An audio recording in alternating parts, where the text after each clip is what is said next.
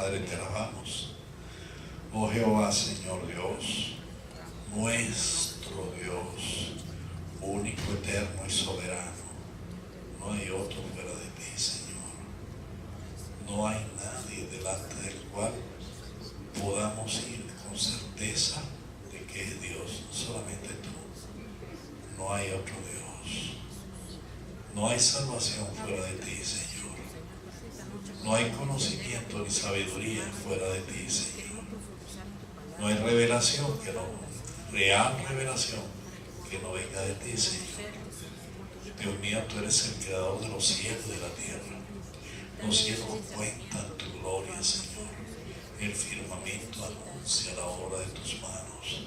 Y aunque no hay palabras, no se emiten palabras, Señor, ni a otro declara sabiduría, Señor. Muestra tu grandeza, Señor. Y te damos gracias por permitirnos ser tus hijos, Señor.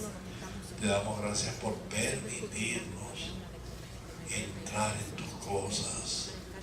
Te pedimos con humildad que tú reveles a nuestro corazón, Señor, que esta palabra entre y fluya, Señor, en el nombre de Jesús. Gracias, Señor. Muévete, Señor, como un siervo apacible, Señor. Y si te place, como un viento recio también, Señor. Como sea tu santa voluntad, mi Rey. En el nombre de Jesús. Amén y amén. Gloria al Señor y a su nombre. Y a su nombre. Y a su nombre. Bendito el nombre del Señor. Gracias, mi hermano, por facilitarla. Yo sé que ustedes trajeron papel y lápiz. Y si no lo trajeron, I'm sorry. A buscar lápiz y papel. El que quiere anotar lo que vamos a estudiar esta noche. Probablemente usted lo sabe. Probablemente lo ha visto 10 veces, 20, 30, 40. Pero esta noche lo vamos a repasar. Gloria a Dios. ¿Decimos amén? Amén. Amén. Vamos a repasar. Gloria al Señor. Yo creo que tengo unos marcadorcitos por aquí. Nelson, póngale like porque se le va a apagar el proyector. Oh, ya.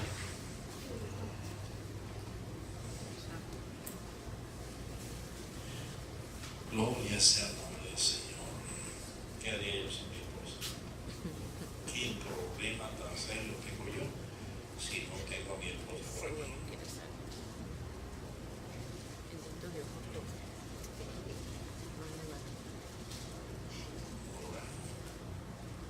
Amén. Así se ve más bonito.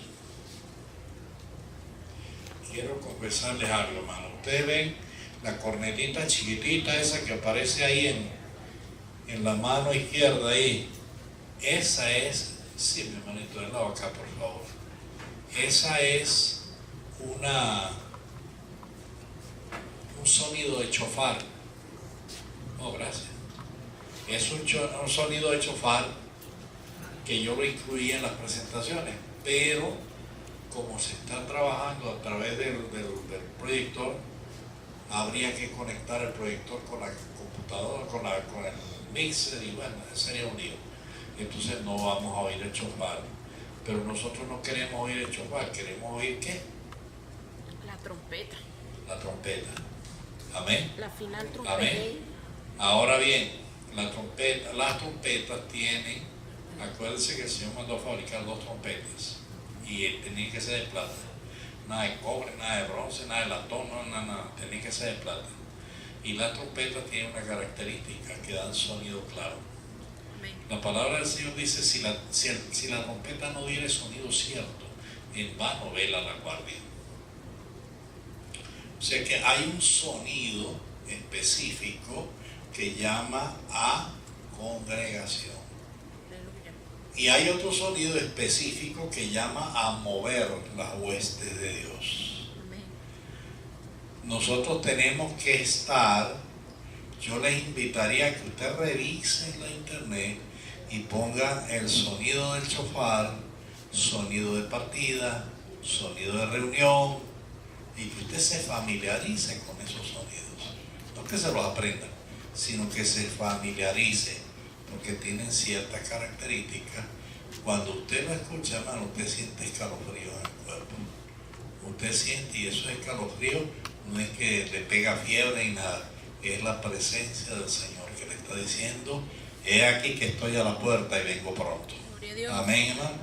Amén. Amén. Gloria al Señor y a su nombre. Gloria a Dios. Lo primero que quiero recordarles, hermano, yo sé que esto se sale un poquito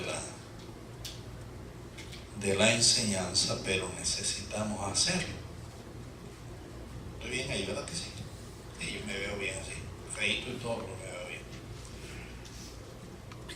Necesario es, hermano, que usted aprenda a mover la espada. Amén. Amén. ¿Cuántos tienen una espada? Amén. A ver, levante la mano los que tienen una espada. Amén. Aleluya. La espada que tenemos nosotros, visible, es la santa palabra de Dios. Y si nosotros no aprendemos a pelear con la espada, si no aprendemos a moverla, tenemos el riesgo de que el enemigo nos corte la cabeza. Amén. Amén. Porque el enemigo sí sabe mover la espada. No se ofenda a nadie aquí. ¿Quién ha sido aquí testigo de Jehová? ¿Quién ha estado alguna vez en un tabernáculo de los testigos de Jehová? Yo nunca he estado ahí, pero sé lo que pasa ahí. Ninguno. Pues déjenme decirle que los testigos de Jehová leen y bastante. Y se preparan, hermano, que eso da miedo. Y saben mover la palabra del Señor. Y yo no sé si usted se ha dado cuenta que cuando le tocan la puerta bien tempranito, el domingo en la mañana, que a usted le provoca salir con un baldecito de agua, dejen las malas intenciones, esa es mi intención. A veces provoca echar, oye, por favor, déjenme dormir, porque ellos llegan, es que tienen la verdad según ellos, y no hay forma ni manera de quitársela. Pero ustedes se habrán dado cuenta que nunca llegan solos. Nunca llegan solos. Siempre andan de 2 en 2. Cuando no andan de 10 en 10. Miren los mormones. 2 en 2. Siempre. ¿Por qué? Porque la palabra del Señor está clara. Dios los envió de 2 en 2. Ellos cumplen, hacen el esfuerzo por cumplir la palabra. Que lo hacen en error. Por ejemplo, los mormones dicen, y esto yo no lo entiendo, no se ofenda a nadie, ¿verdad? Ellos dicen que los morenos no tienen entrada al cielo. Hermana, lo lamento. No tienen entrada al cielo. Pero entonces, usted ve morenitos ahí predicando. Y la primera cosa que yo le digo, mira, si tú no tienes entrada al cielo, ¿por qué tú estás predicando? Bueno, es que, y ahí lo pongo a dudar, y hasta ahí le llegó la carrera. Hasta ahí le llegó la carrera. Los testigos de Jehová lo ven a usted leyendo la santa palabra. Usted le dice, no, yo leo la Biblia. Oh, eso es muy bueno. Qué bueno, usted conoce la palabra. Y entonces de una vez le dicen, usted sabe que hay muchas religiones, ¿verdad? Por ahí le entran siempre. Entonces yo los desarmo facilito. Le digo, bueno, sí hay muchas religiones, pero eso incluye la suya, ¿verdad que sí? Y ya con eso usted lo desarma porque ellos no aceptan que digan que ellos son una religión. Y bueno, pero usted sabe que hay muchas religiones, sí, pero eso incluye la suya, ¿sí o no? Bueno, usted sabe, no, incluye sí o no. Y ya, con eso usted lo desarma. No, hay hermanos, es que me da lástima, yo los escucho. La palabra de Dios dice, no le digáis bienvenido en tu hogar a nadie que traiga doctrina de confusión. Quien no traiga la doctrina de Padre, Hijo y Espíritu Santo, mejor que no le diga bienvenido, porque usted se va a meter en un lío con Dios. Amén, hermano. Usted se va a meter en un lío con Dios. ¿Cuánto quiere un lío con Dios? Yo sí quiero un lío con Dios, rapidito. Pero un lío donde Él me diga, hijo, te voy a bendecir. Bendito Dios. Ay, sí, ¿verdad? Venga, todo lo que usted me quiera dar. Amén. Entonces, necesitamos manejar la espada. ¿Sabía usted que los soldados, originalmente los soldados israelitas y todo, utilizan un escudo de cuero, otras veces lo utilizan de bronce, normalmente de cuero, porque la espada no pasa fácil? Mientras el cuero está suave, la espada no lo pasa con facilidad. Cuando el cuero se tuesta demasiado, la espada lo parte. Entonces ellos siempre están echándole cera al cuero y siempre están tratando el cuero, la espada y rebala y rebala y rebala y no le... Pero siempre en el escudo hay un huequito a la altura del ojo derecho, si la persona es derecha, y a la altura del ojo izquierdo, si la persona es zurda, porque ellos se cubren con el escudo y solamente a través de ese huequito y la espada por aquí, por este lado, o la espada por el otro lado. Ellos no es que salen con el escudo, por un lado aquí, a dar pecho, ¿y para qué? Ellos están ahí con su escudo, se cubren de la brecha, una cosa y la otra. Entonces, necesario es saberse cubrir. Amén. Y no perder la visión y saber manejar la espada. El enemigo sabe que usted conoce eso, entonces mete la espada por encima. Necesario es ponerse el yelmo. Amén. Para que no le den su cocotazo. Entonces el enemigo sabe que si le echa a perder los pies a usted, no lo va a dejar caminar. Los soldados se protegían, bien protegidos los pies. Por eso es que dice que, por ejemplo, el que vino a pelear con David, traía unas grebas es protección, ¿verdad? Porque sabe perfectamente que si le dan ahí, bueno, aquí le gusta un golpecito a la canilla. Eso, y 100 ayunas, sabe bueno. Amén. Entonces es necesario aprender a manejar la palabra del Señor. Y para aprender a manejarla, usted tiene que conocerla. Amén.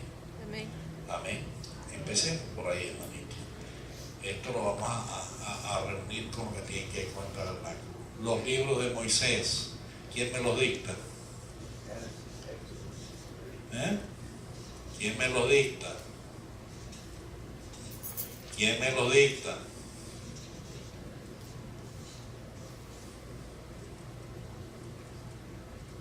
¿Sí? Le dicen la Torá, le dicen la ley, le dicen los libros de Moisés. Pentateuco. Amén. Amén. No busquen el Nuevo Testamento, nada que tiene que ver con el Antiguo Testamento. Génesis, Éxodo, Levítico, Números, Deuteronomio. No es una palabra hebrea. No es una palabra hebrea. Esta sí es una palabra hebrea. Esta no es una palabra hebrea. Y el verdadero nombre de este libro, ¿verdad? Cuando le dicen Deuteronomio, lo que significa es segunda ley. Eso es lo que significa. O recompilación de la ley. Eso es lo que significa. Y aparece ahí algo que nosotros debemos entender y cuidar. El Señor dice bien clarito que es a nosotros lo revelado por Dios y los secretos es de Él, que no nos vayamos más allá de lo que nos queremos. Amén. Amén. Gloria al Señor y a su nombre. A su nombre. Estos son los libros de Moisés. Libros de Moisés o escritos por Moisés, ¿verdad? Le dicen Torá,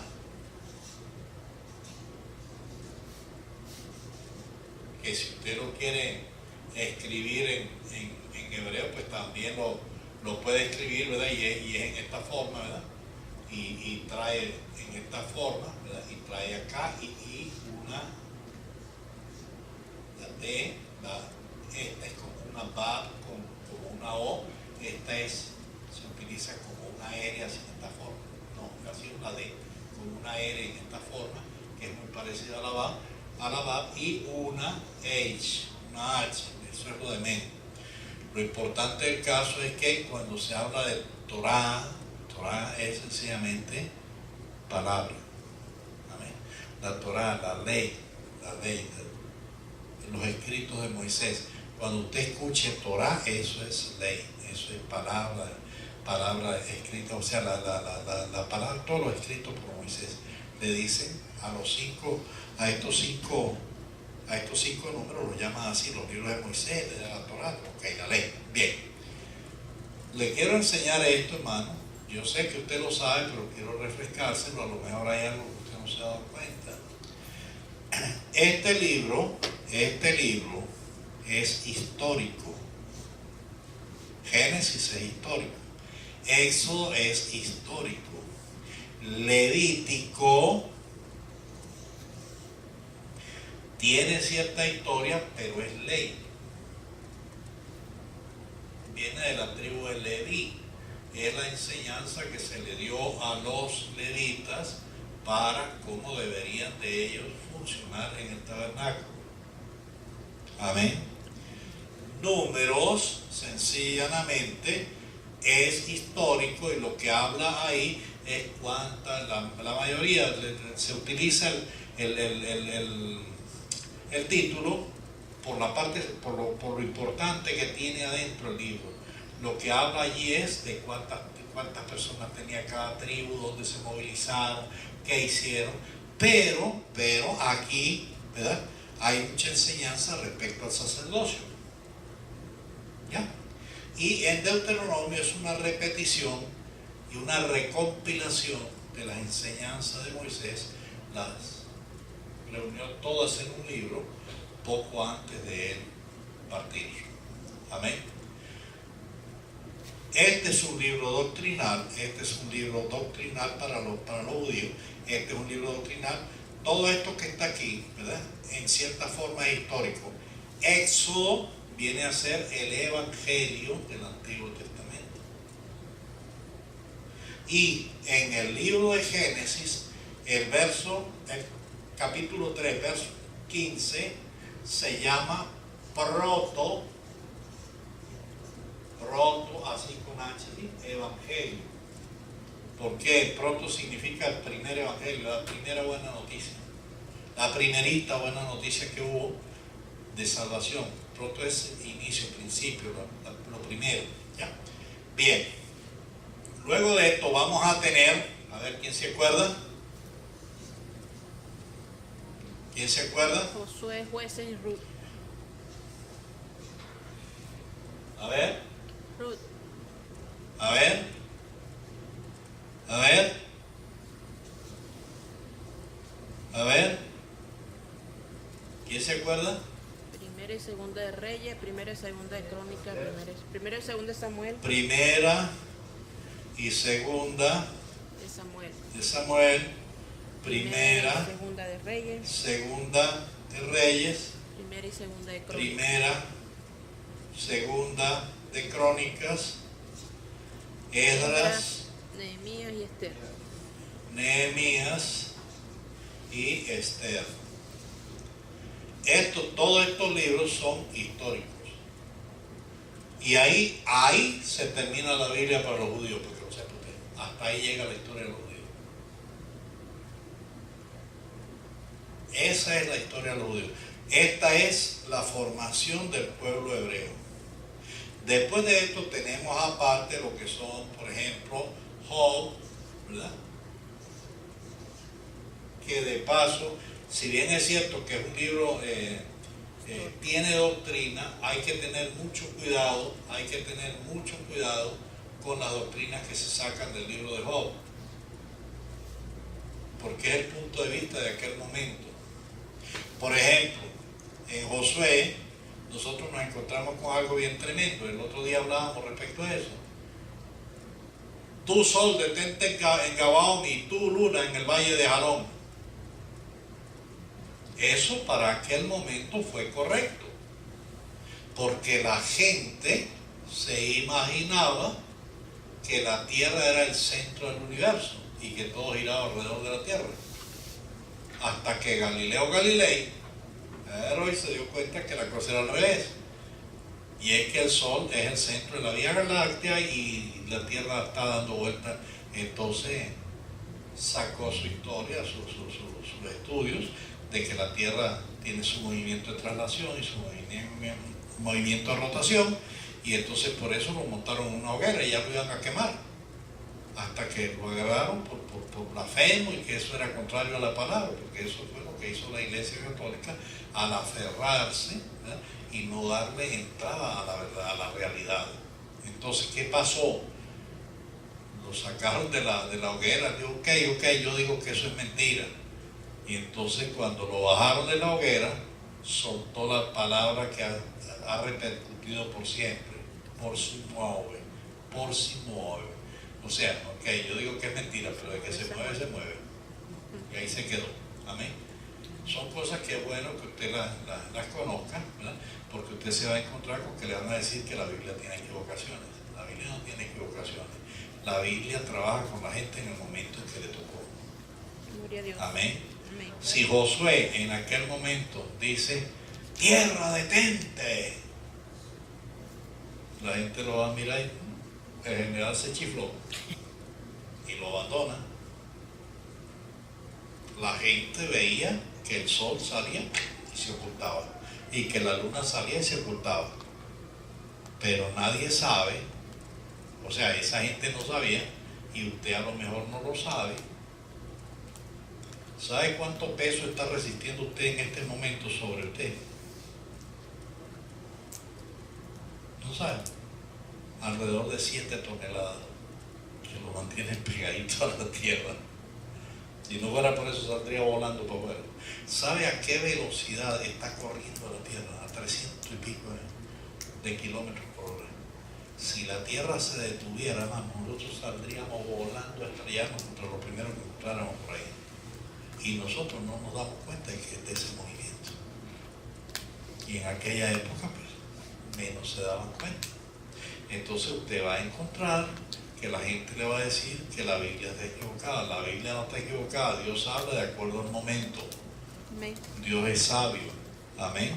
Amén. Dios es sabio. Pero fíjese, la semana pasada le dije, la semana pasada, Dios le dijo bien clarito a Isaías que la tierra era redonda. Fíjese usted, en Job dice algo bien tremendo, que Dios cuelga la tierra de sobre nada. Dios la tiene colgando ahí, flotando en el universo. ¿Ya? ¿Me entienden ahora? O sea, Dios habla de acuerdo al momento. Entonces no se extrañe que de repente usted encuentre ciertas cosas en la Biblia y va a decir: ¿por qué? Pues? Bueno es leer el libro de Job y meterse sobre todo en las preguntas, no cuando Job está protestando y peleando. Lo que a mí me gusta de Job, que realmente me gusta, ¿verdad?, es cuando él le responde, que ya no hayan que acusarlo, y él le responde a la gente, a los 3 amigos, ¿verdad?, que yo no quiero amigos de esos ni de milagro. Él le responde y le dice: mas yo sé que mi Redentor vive, y después de deshecha esta mi carne, con estos mis ojos yo he de ver a Dios. Aleluya. En otras palabras, yo sé que yo tengo vida eterna, yo sé que el Señor existe y yo sé que yo lo voy a ver. Y yo sé perfectamente que voy a resucitar. Y está hablando de la resurrección de Cristo. Y Job es aproximadamente 1800 años antes. Y ya se hablaba de resurrección. Amén. O sea, hay cierta... Lo que más me gusta a mí del libro de Job es cuando ya él deja la necedad y dice estas palabras, cuando ya Dios lo convence. Dice: Señor, de oídas te había oído, mas ahora mis ojos te ven. Gloria a Dios. Yo te alabo, oh Dios. Amén. Qué lindo que nosotros podamos decir eso después de que llegamos al conocimiento de lo que Dios quiere que nosotros aprendamos. Amén. Amén. ¿Por qué les digo que esto es todo para los judíos? ¿Verdad? Esta es la época de Moisés y se refiere a 40 años en el desierto. En el Éxodo nosotros vemos aquí en Génesis narra todo lo que tiene que ver, ¿verdad?, con la época antediluviana. Y ahí hay mucho material. Si nosotros empezáramos a estudiar nada más la primera semana de Génesis, pasaríamos 1 o 2 años y saldríamos peleando. Saldríamos peleando. Porque hay quien se empeña en 6.000 años y hay quien dice, no Señor, no son 6.000 años. Un día para Dios es como 1.000 años, 1.000 años es como un día, pueden ser 200.000 años, 300.000 años. Pero ¿qué fue lo que? El problema es cómo interpretar esos días, ¿verdad? El primer día de que habla Moisés es lo que Dios le reveló. El primer día de todo lo que Dios hizo es lo que Dios le reveló a Moisés el primer día, porque Moisés iba recibiendo revelación y iba escribiendo. El segundo día Dios le dio otra revelación más. Ahora les voy a decir algo que yo les agradezco, que ustedes mediten. Por eso el tabernáculo, por eso la situación que tenemos. Nosotros tenemos, en la Biblia no aparece lunes, martes, miércoles, jueves, aparece solamente Shabbat. Así, Shabbat, ¿verdad?, que es el sábado, que sencillamente lo que significa reposo. No aparece lunes, martes ni domingo, nada de eso. El domingo aparece como primer día de la semana. Amén. Primer día de la semana. Pero tiene un significado especial. El primer día de la semana se mecía la gavilla después del sacrificio pascual, del cordero pascual y del descanso del Shabbat, ¿verdad? El primer día de la semana se mecía, el sumo sacerdote levantaba una gavilla de las primicias, fíjense, de las primicias, y la mecía delante de Dios. Las primicias, ¿qué es? Los primeros frutos. ¿Qué dice la palabra respecto a Cristo? Cristo, las primicias. El sumo sacerdote, sin darse cuenta, está presentando, gracias Señor por Cristo, sin darse de cuenta. Y esa es una fiesta. Se dieron de cuenta que yo estaba busque algo en la computadora. Estaba buscando las 7 fiestas porque quería introducirlas esta noche, ¿verdad? Pero no las conseguí, tengo que buscarlas con cuidado. Ahí las tengo. Bien, una vez que mecen las primicias, ¿verdad?, el primer día, no aparece domingo, aparece el primer día. Así es que todos aquellos que tenían el dicho muy bonito aquel de que primero fue sábado que domingo, eso es mentira. El primer día de la semana es justamente lo que conocemos como domingo. Amén. Y corresponde, fíjese esto, ahí se presenta la gavilla, habla de resurrección, pero habla de creación, porque la resurrección trae un secreto. La resurrección significa nueva vida. Amén. Amén. Nueva vida. Lo que está muerto viene a vivir. Lo que no es viene a ser. ¿Qué pasa cuando se siembra? Cuando se siembra, usted pone la semilla queda cubierta por la tierra, muere. ¿Qué dice Cristo? Si el grano no muere, no puede traer fruto. Amén. Amén. Amén. La semilla queda. ¿Y qué es lo que ocurre? Fíjese bien, póngale cuidado a esto, porque ahí le va a usted su fe. Cuando el campesino, que nosotros lo tenemos por bruto, por no sé qué, por ver que no sabe nada, cuando el campesino siembra, está haciendo un acto de fe increíble. Él está sacando el grano que le sirve para comer y lo está enterrando, hermano. Lo está enterrando y lo está enterrando en fe, porque si no llueve, lo pierde. Lo entierra en fe. Y ese es un tipo de la enseñanza de Cristo para nosotros. Si el grano no muere, si tú no mueres al mundo, si tú no te entierras en Cristo, juntamente con Cristo Jesús, no puedes traer fruto. Es imposible. Eso es imposible. Ahora bien, fíjese, este grano van a ser las primeras, ¿verdad? Es tipo de la resurrección, pero no se utiliza, fíjense bien, no se utiliza mecer delante de Dios por ejemplo, unos mangos como primicia, o unas naranjas, o chinas como le dicen aquí, o unos tomates. Se utiliza cebada. ¿Por qué cebada? Es el fruto que nace más rápido. Eso es rapidito.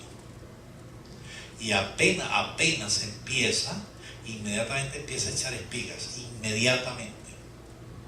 Entonces, los primeros frutos es justamente que recogen una brazada, dice una gavilla, una brazada de cebada, la atan bien atadita y se la traen al sumo sacerdote. Y la presenta delante de Dios el primer día, tipo de la creación, tipo de la resurrección. Amén. Y a partir de ese día empiezan a contarse 50 días. A partir de ese primer día empiezan a contarse 50 días. ¿Se habrá usted dado cuenta que Cristo Jesús resucita el primer día de la semana? A los 40 días sube a los cielos. Pero durante ese tiempo se ha estado contando lo que se llama el conteo del Homer. O sea, cada día, ¿verdad?, cuentan una fruta de un Homer. ¿Ya? Van contando granito por granito, granito por granito, hasta que llegan a los 50. Cuando llegan a los 50, ¿qué se produce en los 50? El día de Pentecostés. ¿Qué es Pentecostés? El día en que ya definitivamente se recoge todo el fruto, el trigo, todo el fruto se recoge. Y se hace, ese día se conoce como Shavuot, así, Shavuot.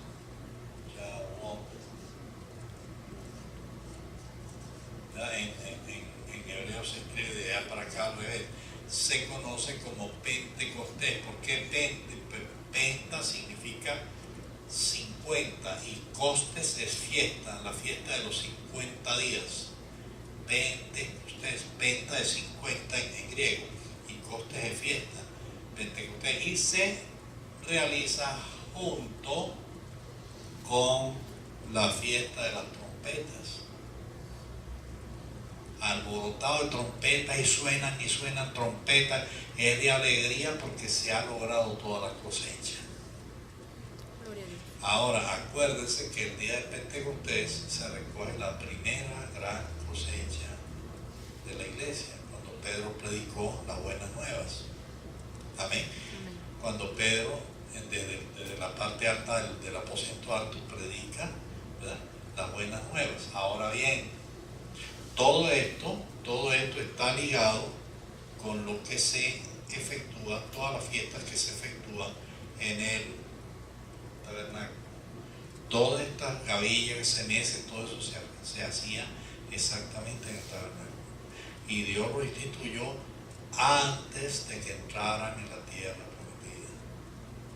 Ellos en el otra cosa que quiero que aprendas. Ellos mientras estuvieron, los 40 años que ellos tuvieron en el desierto, apenas si celebraron la Pascua, no más. Se mantenían algunos de ellos, ¿verdad?, con la señal de la circuncisión, pero no efectuaban vamos a decir, todo el servicio que Dios determinó para el tabernáculo. Eso lo empezaron ellos a hacer cuando entraron en la tierra prometida, porque fue cuando empezaron a sembrar, y en el desierto solamente comían maná y bebían agua de la roca. Amén. Entonces no se confunda con eso. Todo eso Dios durante 40 años se lo fue inculcando en la mente a la gente. Le fue enseñando eso en la mente, preparándolos cuando ustedes entren a la tierra prometida. Amén. Cuando ustedes entren a la tierra prometida es un tipo de descanso. Y entonces una de las enseñanzas que tenemos es cuando usted entre a la presencia de Dios, usted tiene que ministrar lo que ha aprendido. ¿Sabía eso? ¿Sabía eso? Dios. Hoy yo traía parte de una enseñanza de quién es Dios.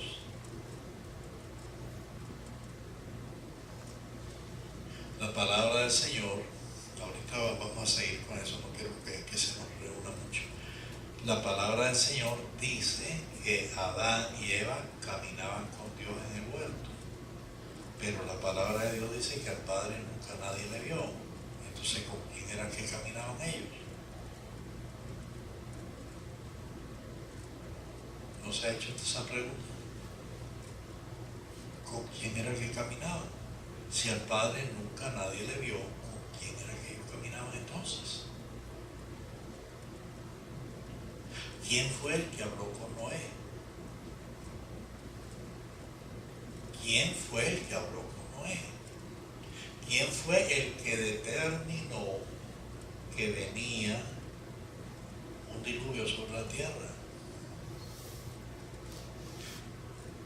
¿Qué significa el arca de Noé? Que tiene 3 pisos y una sola puerta, que es lo mismo que nosotros estamos viendo aquí.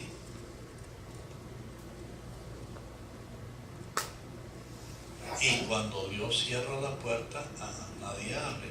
¿Qué es lo que dice la palabra del Señor? Que cuando Dios cierre la puerta de la gracia, aquí se acabó todo. De momento nosotros estamos disfrutando del arca que es la iglesia. El arca que es, o sea, la iglesia que es la novia del Cordero, ¿verdad?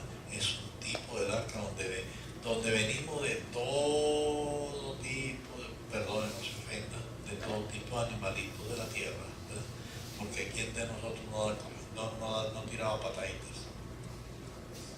Todos nosotros tenemos errores, y hemos sido rescatados y traídos a los pies de Jesús, hemos sido metidos en el arca. Amén. Estamos ahí. Gloria al Señor. Todo eso es tipología. En el libro de Génesis tenemos, ¿verdad?, esa primera parte. Pero ¿quién fue quien habló con Noé? ¿Quién habló con Noé?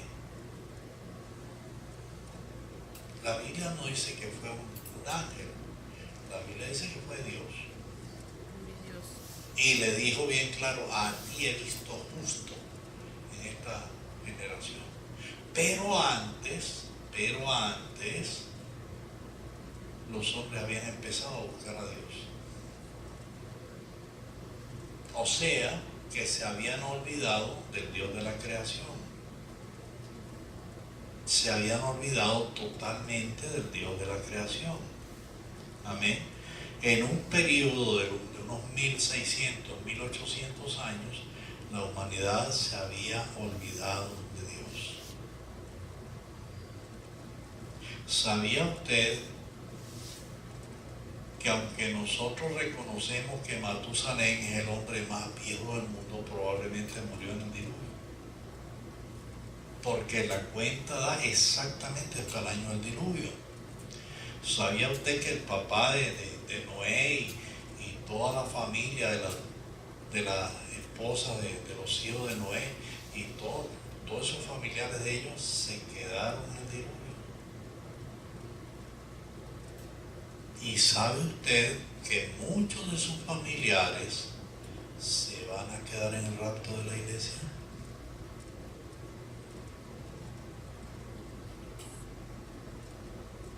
¿Se da cuenta lo que eso significa? Cuando vemos que salen del arca, entonces empezamos a ver que hay 3 personas que van a poblar la tierra, que son Sem, Cam y Jafet, pero, un hijo de Canaán, va bajo maldición.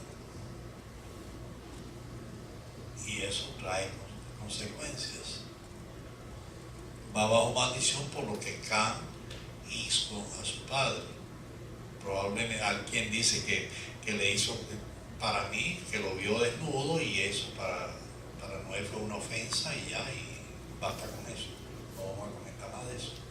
Pero eso produjo una maldición sobre el hijo de él. No sobre Cam, sino sobre Canaán. Y fíjese usted que todas las tribus cananeas terminaron desapareciendo.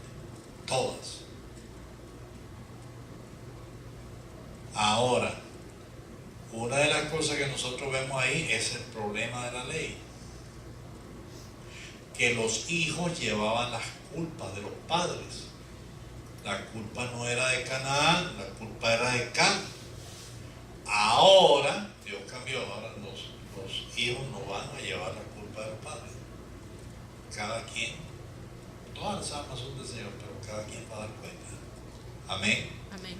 Amén. Amén. Bien. ¿Qué pasa? Tenemos el primer día de la semana.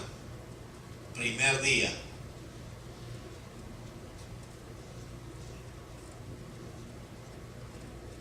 Luego va a venir el segundo día. Luego el tercer día. Luego el cuarto día. Luego el quinto día. Luego el sexto día. Y luego el séptimo, o Shabbat, descanso. Hago una pregunta. ¿Qué pasó en este día? ¿Qué pasó en el sexto día? Observe que no hay ninguna información sobre qué pasó el segundo día, ni el tercer día, ni el cuarto día, ni el quinto día. Solamente tenemos instituido un Shabbat para el pueblo de Israel para descanso. Pero no tenemos absolutamente ninguna enseñanza de qué pasó después de la creación, qué pasó el día.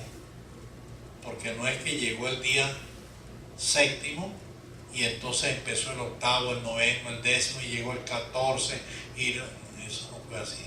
Volvió otra vez al día 1, al día 2, al día 3, al día 4, hasta el Shabbat. Día 1, día 2, día 3, día 4, hasta el Shabbat. Todo el tiempo se mantuvo eso. ¿Por qué pasa eso? ¿Por qué no seguir sencillamente y hacer como hacemos hoy día, que acumulamos 30 días, 40 días, 50 días? ¿Por qué? En este día, Dios creó al hombre. Dios creó al hombre, indiferentemente de lo demás que Dios creó, ¿verdad? Esta es la cumbre de la creación. El hombre es la cumbre de la creación. El hombre es lo más grande que Dios ha creado. Ni la tierra, ni los cielos, nada de eso, absolutamente nada de eso, tiene tanto valor para Dios como su alma. Aleluya. Cielo y tierra van a desaparecer. Los cielos y la tierra pasarán. Amén. Pero usted va a permanecer. Ahora, ¿qué pasó entonces el día 6? El día 6 Dios hace su obra maravillosa. Fíjese un detalle. El día 6 corresponde ¿a qué día? Al día viernes. A nuestro día viernes. El Shabbat, el día 7, corresponde al sábado. Y luego nuevamente el primer día de la semana. ¿Por qué se detiene? El día 6 está detenido. El día 6 no ha pasado. El día 6 sigue allí hasta que se repare el problema que ocurrió el día 6. Pablo dice que todas las cosas permanecen como al principio. Dice hasta que venga la manifestación de los hijos de Dios. Amén. Amén. Hasta que llegue el momento que usted y yo seamos uno en Cristo Jesús. Y luego que todas las cosas le sean sujetas a Cristo, porque Pablo dice, todavía no vemos que todo le haya sido sujeto a Cristo. O sea, seamos conscientes de que el príncipe de este mundo está haciendo desastres. De modo que la creación no gime a una, la creación está gimiendo porque la creación anhela profundamente el Shabbat. Y Pablo dice, hay un descanso todavía. Amén. Amén. Amén. O sea que cuando el pueblo de Israel entra a la tierra prometida, eso no fue descanso. Ese es un tipo de lo que Dios está preparando o había preparado desde el principio, ¿verdad? Que es el momento glorioso en que usted y yo vamos a ir a la presencia del Señor, a ser uno en Cristo y al final uno en el Padre. Amén. Amén. Pero tenemos que entender que este día está detenido, este día no ha pasado, hasta que no se arregle este problema, porque al cielo no entra carne ni sangre. Y el problema que ocurrió el día 6 es que el espíritu fue opacado por la carne. Hasta que no se arregle el problema que ocurrió ese día, nosotros no vamos a tener entrada al descanso. Amén. Bendito Dios. ¿Usted va entendiendo esto? ¿Usted va entendiendo esto? Amén. Ahora, hay cantidad de otros libros, ¿verdad? Como son Job, Salmos, ¿verdad? Salmos, Proverbios, Eclesiastés, Cantares, ¿verdad? Estos libros, ¿verdad? Se le dicen libros de sabiduría, se le dicen también libros de no sé, salmos, cánticos, tiene su nombre de alabanza, ¿verdad? Aparte de esos libros, ¿verdad? Job, Salmos, Proverbios, Eclesiastés, Cantares. Aparte de esos libros tenemos profetas mayores, ¿verdad? Que usted debe entender, profetas mayores, ¿verdad? Para nosotros los profetas mayores son Isaías, Jeremías, otro libro de Jeremías que se llama, ¿cómo se llama? Lamentaciones, los lamentos de Jeremías sobre Jerusalén, ¿verdad? Ezequiel y Daniel. Para los judíos, Daniel no es profeta. Los judíos le tienen reserva a Daniel como profeta porque Daniel servía en la corte de Nabucodonosor. Eso para ellos era un problema. Amén. Amén. Entonces, tenemos esos profetas, ¿verdad? Pero para los judíos, para nosotros tenemos esos profetas mayores. Isaías, Jeremías, Lamentaciones no es un profeta, es un libro de un profeta, ¿verdad? Ezequiel y Daniel, para nosotros esos son los profetas mayores. Para los judíos no. Para los judíos los profetas mayores vienen Noé, viene Abraham, viene Isaac, viene Jacob, viene Jacer. Esos son los profetas. Y dentro de esos profetas hay los profetas anteriores y los profetas posteriores. Los profetas posteriores son los que nosotros tenemos los escritos de ellos. Los profetas anteriores no tenemos escritos de ellos. Nosotros no tenemos escritos de Abraham. pero para ellos eran profetas. Amén. Amén.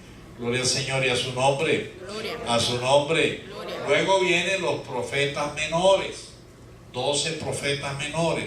Y en los profetas menores tenemos algo, tenemos los profetas de antes del cautiverio y los profetas del cautiverio y los post-cautiverio.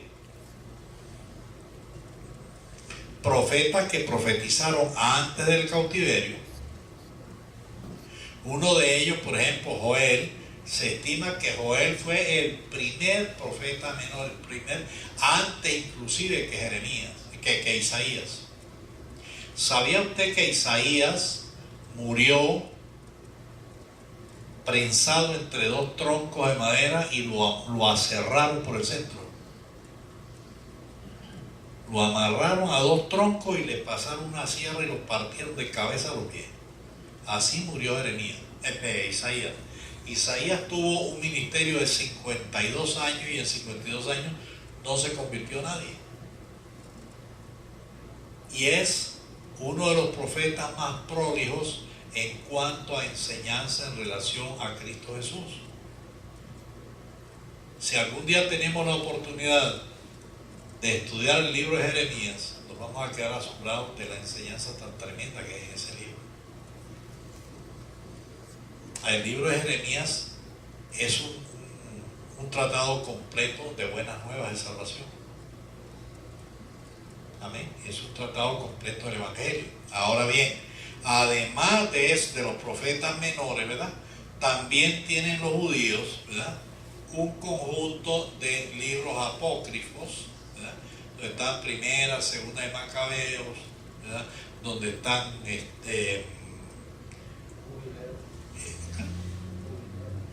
sí, hay algo de jubileo. Está también Judith, está, o sea, tiene cierto, y a mí me llama la atención el libro de Judith, me llama mucho la atención, porque dice cómo los sacerdotes se roban la ropa de los muñecos, de las imágenes, y se la llevan para las mujeres de ellos. Y en la Biblia católica la tiene, y por lo visto como que no leen eso. Pero usted ve como visten las imágenes esas, que por cierto, eso no son imágenes, son estatuas. Ese concepto tenemos que aclararlo. Usted ve un vestido, por ejemplo, para el que llaman la divina, no sé qué cosa allá en Venezuela, un vestido para ese muñeco cuesta cientos de miles de dólares. Cientos de miles de dólares. Y resulta ser de que la tienen encerrada bajo 7 rejas. Y la gente pregunta, ¿y para qué la tienen? ¿Para qué le ponen tantas rejas? Para que no se vaya. No es para que no se vaya, sino para que no le roben el vestido. Porque tienen ojos y no ven, tienen manos y no palpan, eso le roban y ni cuenta se da. Yo recuerdo una vez que yo, de metido por ahí, no era cristiano, vi una procesión de esa, y cuando estaban en plena procesión, uno de los que cargaba el muñeco metió la mano por debajo de las enaguas de la muñeca esa y sacó una botellita y volvió y la escondió ahí debajo del muñeco ese. Ahí cargaba la botella de aguardiente. ¿Ya? Pero tiene que cargarlo, porque eso no.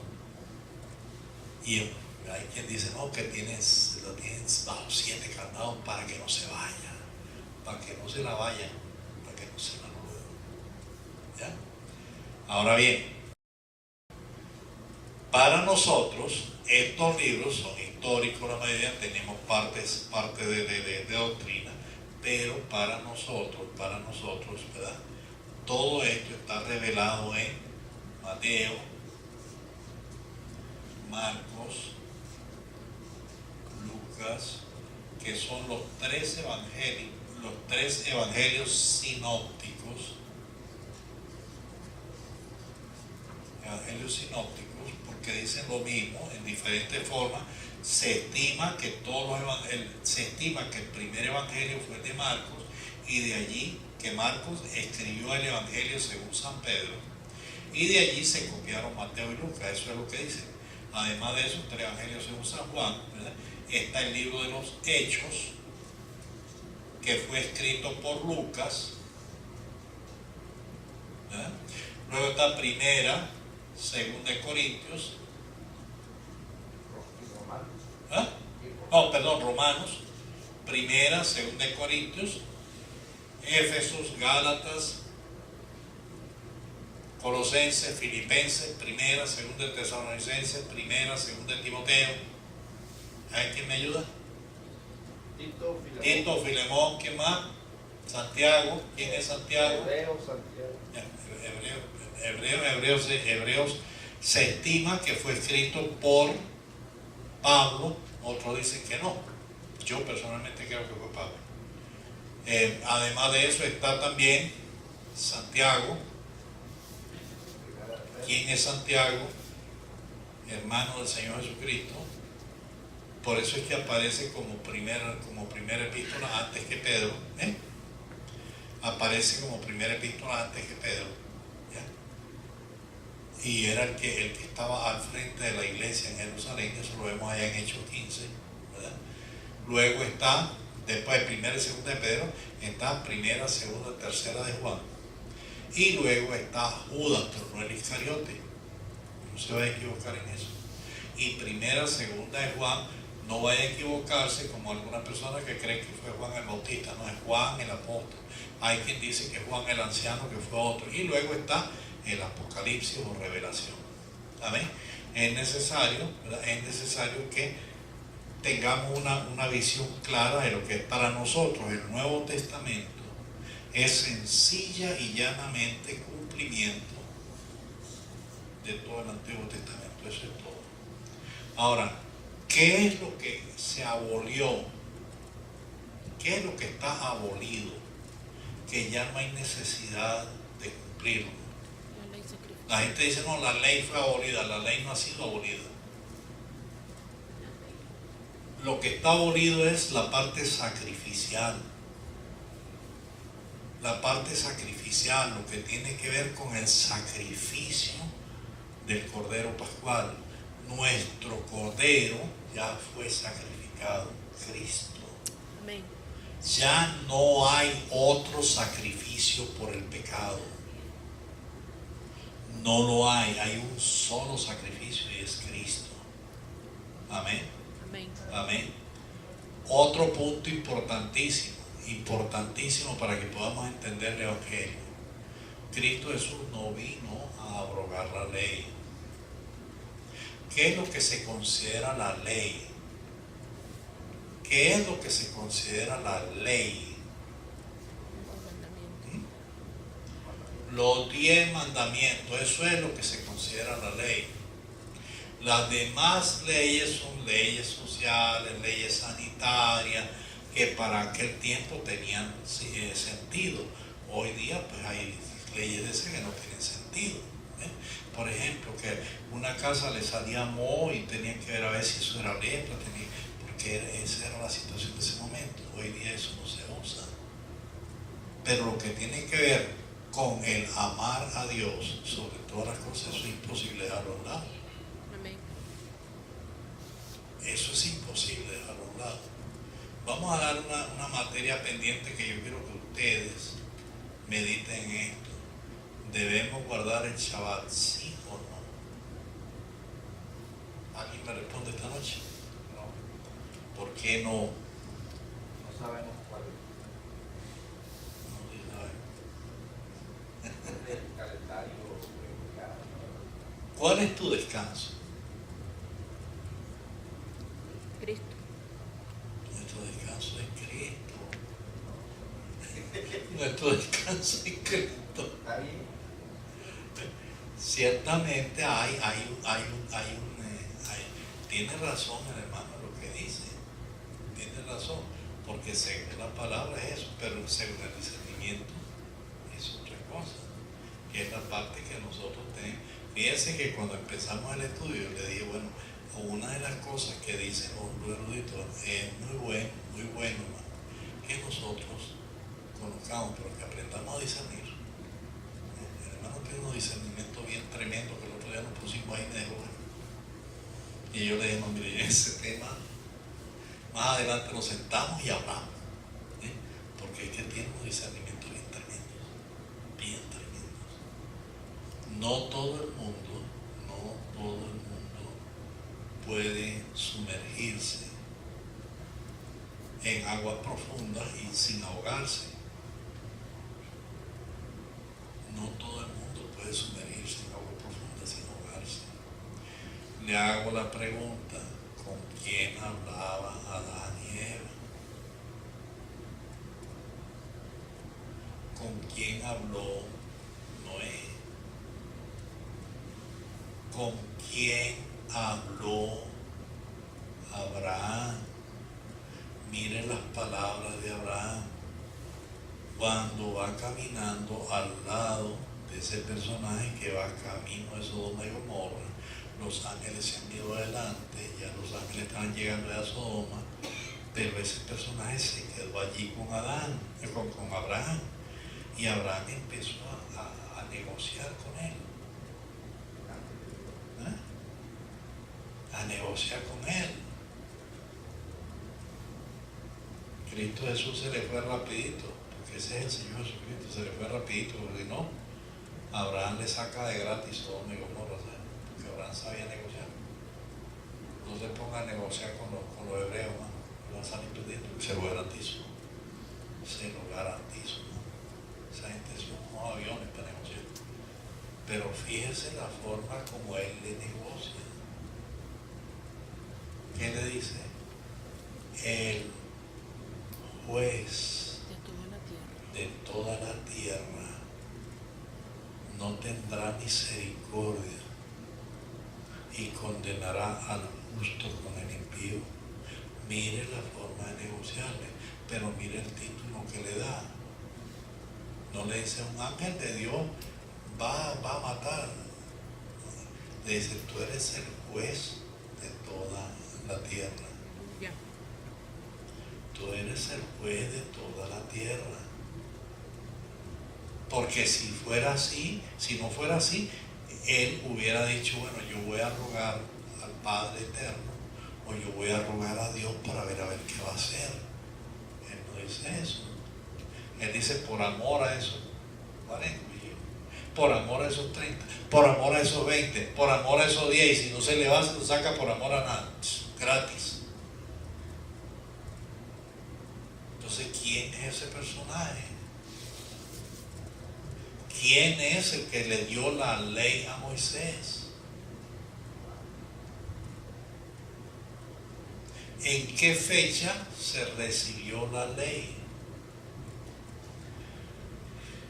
Según los judíos, entre el momento de la salida,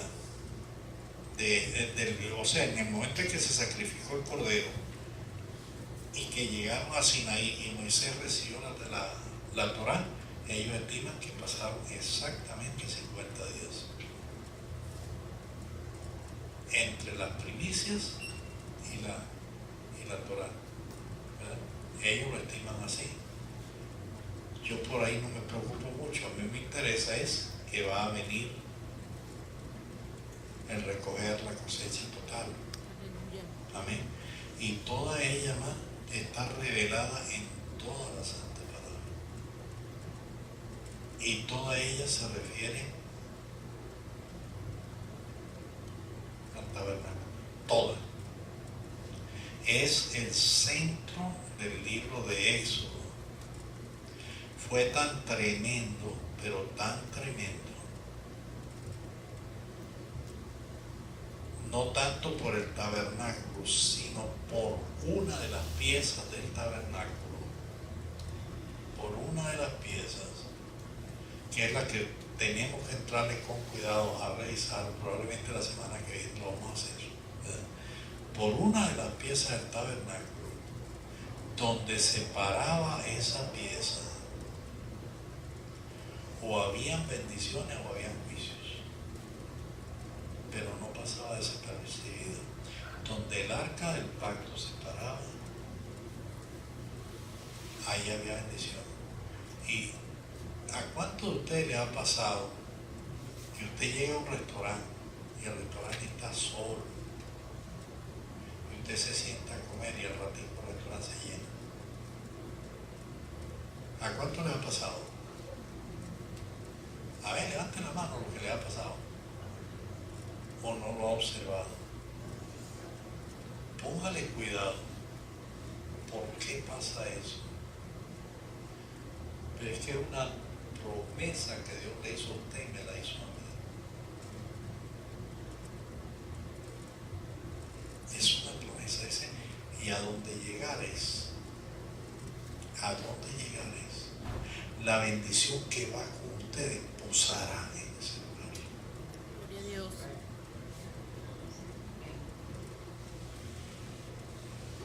Es tan tremendo,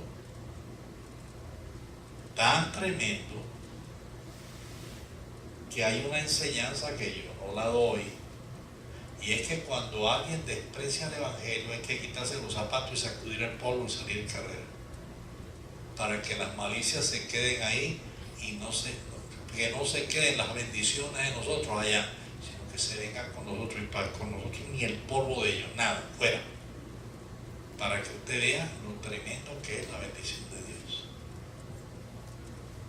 Amén. Amén. Amén. Gloria al Señor y a su nombre. Gloria. Quiero aclarar un puntitico más aquí y nos vamos.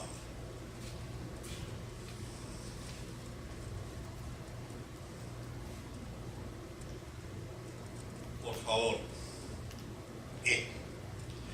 ¿quién es este Dios? Le repito, ¿quién hablaba con Noé? ¿Quién hablaba con Adán? Hablamos del Padre, Hijo y Espíritu Santo. ¿Cómo es el Padre? Al Hijo le conocemos y al Espíritu Santo le sentimos. Pero ¿cómo es el Padre? ¿Qué significa imagen y semejanza? ¿Qué significa imagen y semejanza? Una cosa es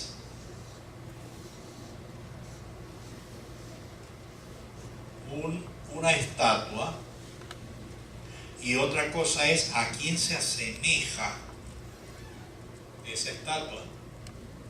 Son cosas diferentes. Son cosas totalmente diferentes.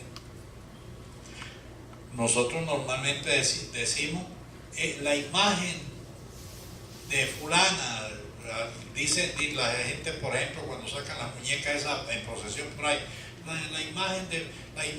esas no son imágenes, nada, esos son sencillamente estatuas.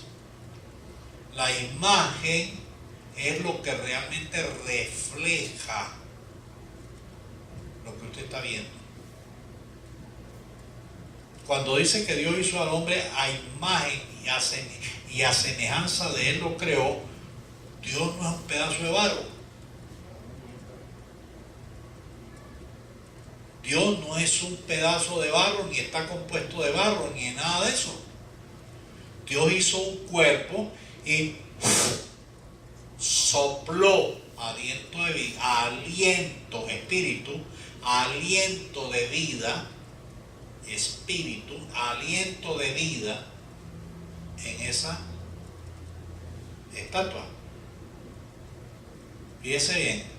Y digno a ser un alma viviente.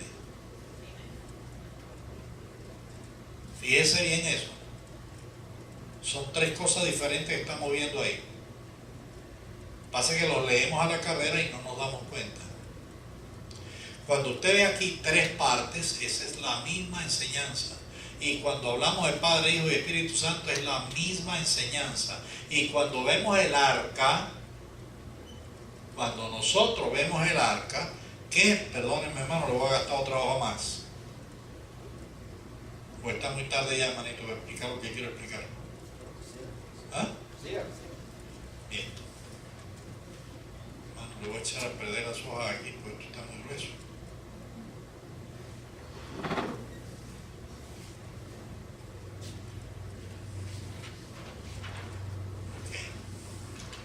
Cuando nosotros vemos el arca, fíjense,